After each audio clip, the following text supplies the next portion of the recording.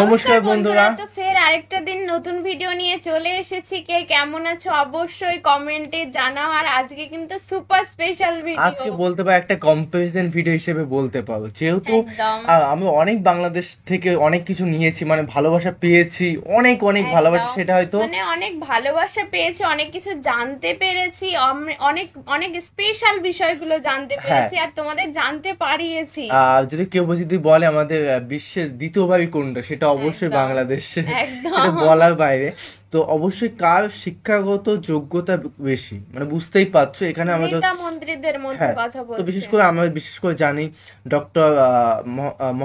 Doctor Mohammad Yunus, তারপরে তোমার খালেদা জিয়া, শেখ হাসিনা, মানে সবারই রয়েছে নেতা মন্ত্রী যারা। তো অবশ্যই দেখবো, যেহেতু এখানে প্রধানমন্ত্রী এবং রাষ্ট্রপতি এইগুলোই সামথিং বেশিরভাগ দেখা, আর দেখবো যে কে কতটা এগিয়ে আছে এই ফিল্ডের মধ্যে, মানে কার কত যোগ্য বেশি। আর মেইন ভিডিও তোমার ডিসক্রিপশন বক্সে পেয়ে যাবে, আর এখান থেকে তোমাদের আইডলকে জানাতে পারবে যে তোমাদের মধ্যে কাকে বেশি সব থেকে ভালো লাগে বা সম্মান করো। তো সবাই একটু বেশি বেশি একজনকেই বলবে, তো দেখা যাক কার পক্ষে কতটা ভারী হয়। আর মেইন ভিডিও তোমার ডিসক্রিপশন বক্সে পেয়ে যাবে, ওখান থেকে তোমার চেক আউট করতে পারো। তো চলো গাইস, আজকে ভিডিওটি শুরু করা যাক। বাংলাদেশে অসংখ্য জ্ঞানীগুণী ও সুশিক্ষিত রাষ্ট্রপ্রধান এ পর্যন্ত ক্ষমতায় এসেছেন এবং চলেও গিয়েছেন। তারা তাদের জ্ঞান, বুদ্ধি ও বিচক্ষণতার মাধ্যমে এদেশকে খুবই সুন্দরভাবে পরিচালনা করেছেন। এসব রাষ্ট্রপ্রধানরা শুধু যে দেশ শাসন করেছেন তা কিন্তু নয়, তারা ছিল বাংলাদেশের জনপ্রিয় রাজনৈতিক দলগুলোর কর্ণধার বা প্রধান। বাংলাদেশের বড় বড় জনপ্রিয় রাজনৈতিক দলগুলোকে তারা সুশৃঙ্খলভাবে নেতৃত্ব দিয়ে দেশের মানুষের কাছে গ্রহণযোগ্যতাও পেয়েছিলেন দেশ পরিচালনার। তো বন্ধুরা, আজকের এই ভিডিওটিতে আপনাদের জানাবো 1971 সাল থেকে এ পর্যন্ত যতজন রাষ্ট্রপ্রধান এদেশকে শাসন করেছেন তাদের মধ্যে সবচেয়ে শিক্ষিত 8 জনপ্রিয় রাষ্ট্রপ্রধানের সম্পর্কে। তাছাড়া আরও জানাবো এসব রাষ্ট্রপ্রধানের মধ্যে কে সবচেয়ে বেশি শিক্ষিত এবং স্মার্ট। তো চলুন আর কথা না বাড়িয়ে ভিডিওটি শুরু করি। তবে বন্ধুরা, ভিডিওটি শুরু করার পূর্বে অনুরোধ রইল ভিডিওটিতে একটি লাইক দিয়ে শুরু থেকে শেষ পর্যন্ত দেখার। তাজউদ্দিন আহমদ বাংলাদেশের প্রথম প্রধানমন্ত্রী ও স্বাধীনতা সংগ্রামের অন্যতম নেতা হলেন তাজউদ্দিন আহমদ। তিনি 1971 সালে বাংলাদেশের মুক্তিযুদ্ধের সময় বাংলাদেশ সরকারের প্রধানমন্ত্রীর দায়িত্ব পালন করেন। তাজউদ্দিন আহমদ মুক্তিযুদ্ধকালীন বাংলাদেশের প্রথম সরকার গঠনে গুরুত্বপূর্ণ ভূমিকা রাখেন, যা মুজিবনগর সরকার নামে অধিক পরিচিত। তাজউদ্দিন আহমদ 1925 সালে 23 জুলাই গাজীপুর জেলার অন্তর্গত কাপাসিয়ার দরদ্রিয়া গ্রামে জন্মগ্রহণ করেন। ছোটবেলা থেকে তাজউদ্দিন আহমদ খুবই স্মার্ট ও পড়াশোনায় পটু ছিলেন। 4 ভাই 6 বোনের মাঝে চতুর্থ তাজউদ্দিন আহমেদের পড়াশোনা শুরু বাবার কাছে আরবি শিক্ষার মাধ্যমে। সেই সময়ে প্রথম শ্রেণীতে ভর্তি হন বাড়ি থেকে 2 কিলোমিটার দূরের ভুলেশ্বর সরকারি প্রাথমিক বিদ্যালয়ে। প্রথম ও দ্বিতীয় শ্রেণীতে প্রথম স্থান অর্জন করেন তিনি। চতুর্থ শ্রেণীতে ভর্তি হন বাড়ি থেকে প্রায় 5 কিলোমিটার দূরের কাপাসিয়া মাইনর ইংলিশ স্কুলে। প্রাথমিক শিক্ষা শেষ করে তিনি পড়েছেন কালীগঞ্জ সেন্ট নিকোলাস ইনস্টিটিউশন মুসলিম সরকারি উচ্চ বিদ্যালয় এবং ঢাকা ও সেন্ট গ্রেগরিজ হাই স্কুলে। তাজউদ্দিন আহমদ একজন কোরআনের হাফেজ ছিলেন, যা তিনি নিয়মিত লেখাপড়ার পাশাপাশি বাবার সান্নিধ্যে আয়ত্ত করেন।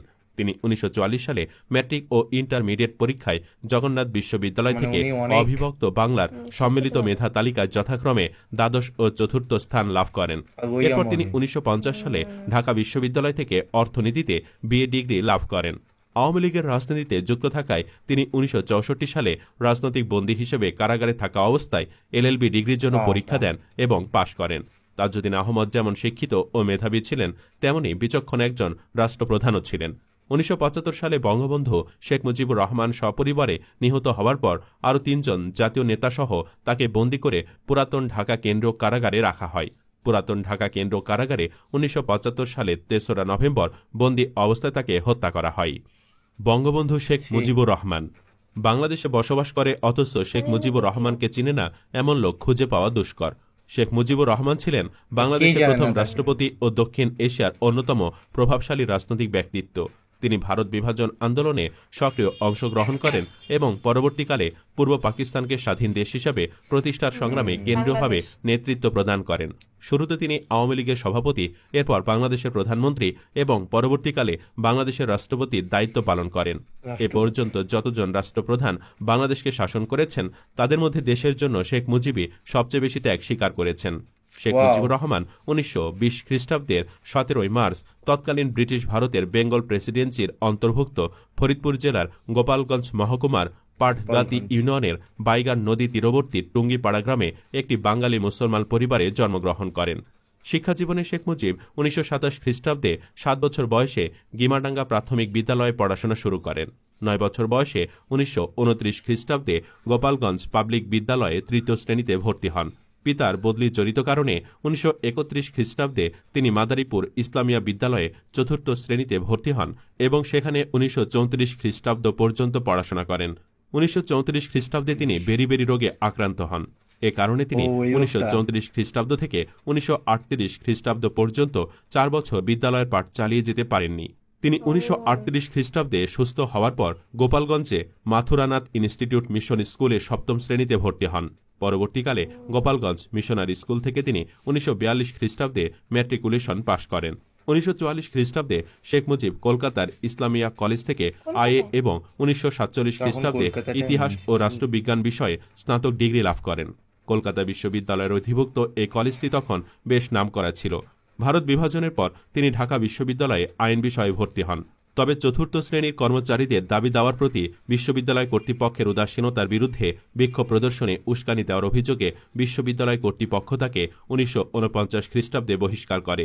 পরবর্তীকালে 2010 খ্রিস্টাব্দের 14 আগস্ট ঢাকা বিশ্ববিদ্যালয় কর্তৃপক্ষ এই বহিষ্কারাদেশ প্রত্যাহার করে নেয়।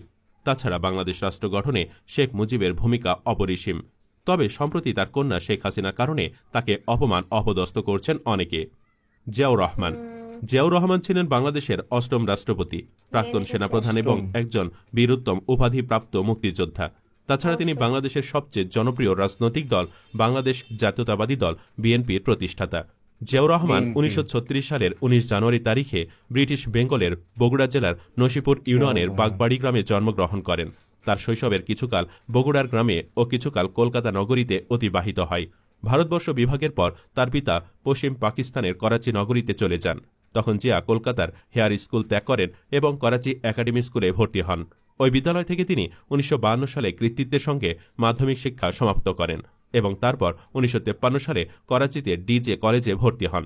শিক্ষাজীবনে উর্দু ও ইংরেজি ভাষায় শিক্ষা গ্রহণ করায় তিনি বাংলায় কথা বলতে পারলেও সাবলীলভাবে বাংলা লিখতে ও পড়তে পারতেন না। 1953 সালে তিনি কাকুল মিলিটারি একাডেমিতে পাকিস্তান সেনাবাহিনীর অফিসার ক্যাডেট রূপে যোগদান করেন। প্রেসিডেন্ট থাকা অবস্থায় তিনি এক ব্যর্থ সামরিক অভ্যুত্থানে 1981 সালে 30 মে নিহত হন। হুসেন মোহাম্মদ এরশাদ হুসেন মোহাম্মদ এরশাদ বাংলাদেশের সাবেক সেনাপ্রধান ও রাজনীতিবিদ, যিনি 1983 থেকে 1990 সাল পর্যন্ত বাংলাদেশের রাষ্ট্রপতি ছিলেন। রাষ্ট্রপতি হিসাবে তার দেশ পরিচালনাকে অনেকেই সামরিক এক নায়কতন্ত্রের সাথে তুলনা করেন। পরবর্তীতে তিনি জাতীয় পার্টি নামক রাজনৈতিক দল প্রতিষ্ঠা করেন। হুসেন মোহাম্মদ এরশাদ 1930 সালের 1 ফেব্রুয়ারি তারিখে তিনি দিনহাটা শহর, কোচবিহার জেলা, জলপাইগুড়ি বিভাগ, পশ্চিমবঙ্গ রাজ্য, ভারতে জন্মগ্রহণ করেন। তিনি রংপুর জেলায় শিক্ষা গ্রহণ করেন এবং 1950 সালে ঢাকা বিশ্ববিদ্যালয় থেকে স্নাতক ডিগ্রি লাভ করেন। বাংলাদেশের রাষ্ট্রপ্রধানদের মধ্যে এরশাদও বেশ জনপ্রিয় শাসক ছিলেন। হুসেন মোহাম্মদ এরশাদ শারীরিক অসুস্থতার কারণে 2019 সালের 14 জুলাই মৃত্যুবরণ করেন। ফখরুদ্দিন আহমদ বাংলাদেশের সরকার প্রধানদের মধ্যে ফখরুদ্দিন আহমদও বেশ আলোচিত নাম। ফখরুদ্দিন আহমেদ হলেন একজন বাংলাদেশি অর্থনীতিবিদ, সাবেক সচিব এবং বাংলাদেশের কেন্দ্রীয় ব্যাংক বাংলাদেশ ব্যাংকের সাবেক গভর্নর। অস্থির রাজনৈতিক পরিস্থিতির মাঝে 2007 সালের 12 জানুয়ারি তিনি বাংলাদেশের তত্ত্বাবধায়ক সরকারের প্রধান উপদেষ্টার দায়িত্ব গ্রহণ করেন এবং 2009 সালের জানুয়ারিতে সংসদ নির্বাচনের আগ পর্যন্ত দায়িত্ব পালন করেন।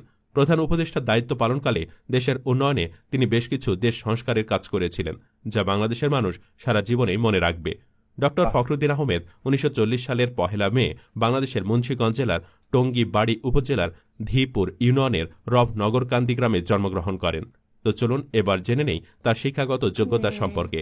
ফখরুদ্দিন আহমেদ ঢাকা বিশ্ববিদ্যালয় থেকে অর্থনীতি বিষয়ে 1960 এবং 1961 সালে যথাক্রমে স্নাতক এবং স্নাতকোত্তর উভয়টিতে প্রথম শ্রেণীতে উত্তীর্ণ হন।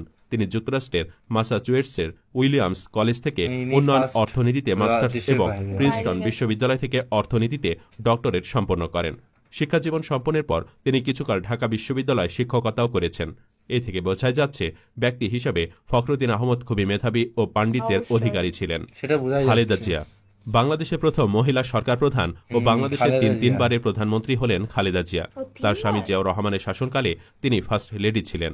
তিনি বর্তমানে বাংলাদেশ জাতীয়তাবাদী দল বিএনপির চেয়ারপারসন ও দলনেত্রী, যা তার স্বামী জিয়াউর রহমান কর্তৃক 1978 সালে প্রতিষ্ঠিত হয়।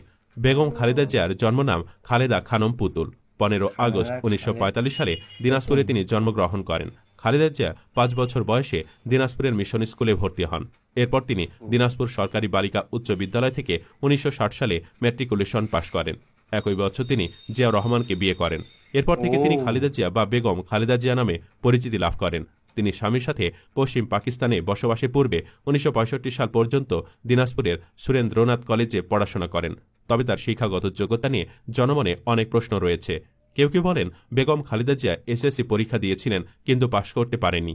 আবার অনেকে বলেন অষ্টম পাশ করেছেন তিনি, কারণ তিনি তার বিখ্যাত জীবন ও রাষ্ট্রীয় শিক্ষাগত যোগ্যতার জায়গায় সুশিক্ষিত লিখেন, যে কারণে তার শিক্ষাগত যোগ্যতা নিয়ে অনেকে প্রশ্ন তোলেন। শেখ হাসিনা বাংলাদেশের ক্ষমতাচ্যুত সাবেক প্রধানমন্ত্রী ও আওয়ামী লীগের সভানেত্রী হলেন শেখ হাসিনা।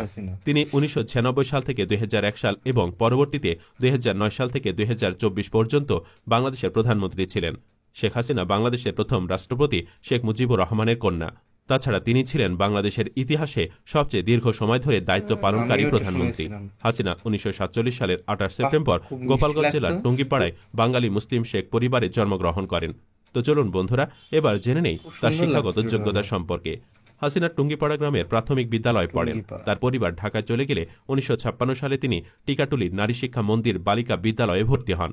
এরপর তিনি গভর্নমেন্ট ইন্টারমিডিয়েট গার্লস কলেজ এবং আজিমপুর গার্লস হাই স্কুলে বিদ্যালয় পর্যায়ে শিক্ষা সমাপন করেন। 1965 সালে তিনি গভর্নমেন্ট ইন্টারমিডিয়েট গার্লস কলেজ থেকে ম্যাট্রিক পাশ করেন। এরপর তিনি ইডেন কলেজে স্নাতক ডিগ্রির জন্য ভর্তি হন। 1968 সালে কলেজে থাকা অবস্থায় হাসিনা এম এ ওয়াজেদ মিয়াকে বিয়ে করেন। হাসিনা 1973 সালে ঢাকা বিশ্ববিদ্যালয়ের বাংলা সাহিত্য থেকে স্নাতক ডিগ্রি সম্পন্ন করেন। তিনি যেমন মেধাবী তেমনি দেশ পরিচালনায় দক্ষ একজন সরকার প্রধান। তবে তার কিছু ভুলের কারণে আজ ক্ষমতা হারাতে হয়েছে।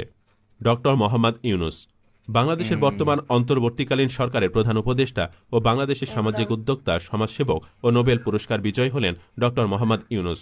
মোহাম্মদ ইউনুস 1940 সালের 28 জুন চট্টগ্রামের হাটহাজারী উপজেলার শিকারপুর ইউনিয়নের বাথুয়া গ্রামে একটি বাঙালি মুসলিম পরিবারে জন্মগ্রহণ করেন।